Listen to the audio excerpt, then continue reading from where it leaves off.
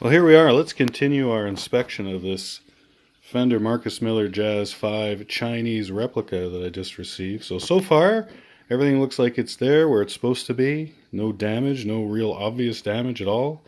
Let's zoom in real close here. We can have a look at the controls.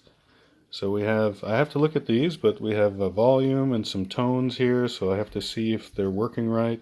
We have an active, passive switch, obviously the input jack here. Nice heavy bridge, heavy mass bridge here at the back. We have string through body. You can also run the strings through the back on this bridge as well, so either way that you like it. Guitar strap is there. One pickup, and yeah, there is a pickup under there. So there are two pickups. We have the pickup cover, very nice. The ashtray cover looks good. The finish, I have to say, is really, really nice. They did a great job on the finish. Yeah, it looks really good. I don't really see, there's a minor little scuff right here, but I'm going to be playing this bass, so I'm not worried about that. Looks really nice. The finish still has the plastic on the pick guard, so I'll take that off eventually. I do have a bit of a fetish about that. So let's have a look at the neck. Nice maple neck. Not crazy wide for a 5-string. Really nice inlays. Oh yeah, they're all smooth. Nothing sticking up, nothing proud at all. Very, very nice. So let's get down to the headstock. Here's the nut. Yeah, I'll have to measure all that. See, it looks a little high, maybe, the nut. So we might need to file that down a little bit, but we'll check that out. Here's the strings tree I was talking about earlier. That obviously they put it on after they'd put the strings on, so that's not really how you do that. So that's going to be coming off anyways, because I'm going to be replacing it with a 4-string hip shot string retainer. So when that comes in, I'll probably post that video as well. Let's have a look at that headstock. Wow, they really nailed those logos, eh? Looks good. Tuners, yeah, they work pretty nicely. I might change those to hip shots as well at some point, but we'll see. Let's flip it over and have a look at the backside. Alright, we flipped the guitar over now, and we're going to have a look at the backside. As you can see, the finish is really, really good. I think they did a good job. I think the description online said they used alder, so not quite sure if it's alder or not, but it's a pretty heavy bass. Not overly heavy, but it's got some mass to it, so it's definitely not basswood, that's for sure. You can see the nice graining in there. Really nothing major or anything. Very, very few light little scuffs I think will polish out nicely. I haven't found any dings or big scratches. Looks really good. Again, string through body, ferrules there. Looking really nice. Let's come around here. Fender backplate, a little scuffed up. Maybe they picked that one out of the parts bin there.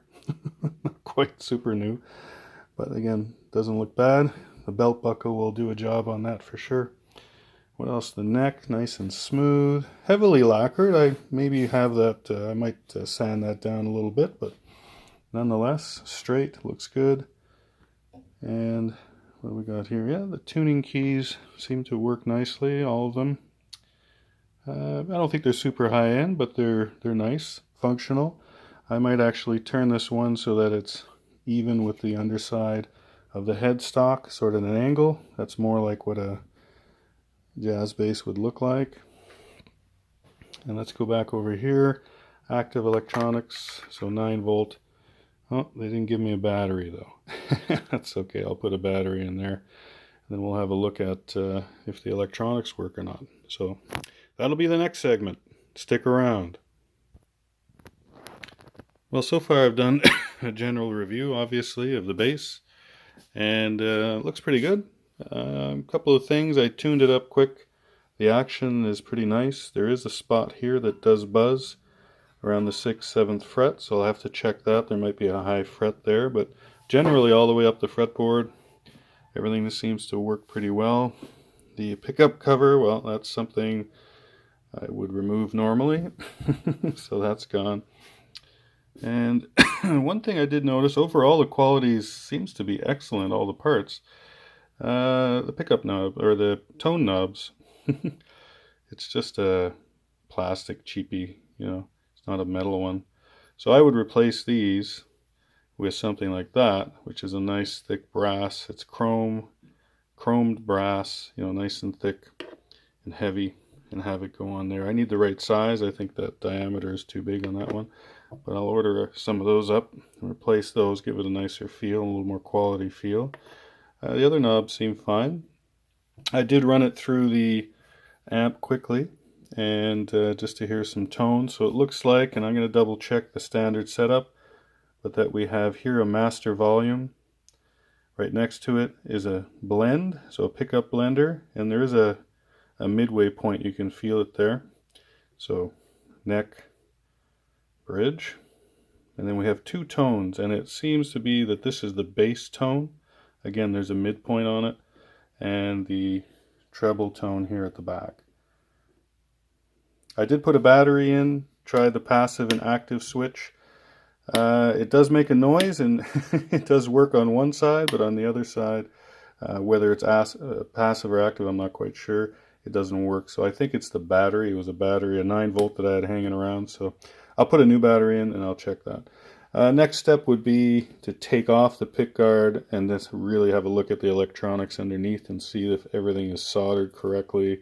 Nothing hanging out. There's a little bit of buzzing, a little bit of static, so there might be, you know, might want to look at some shielding in there. But other than that, so far so good.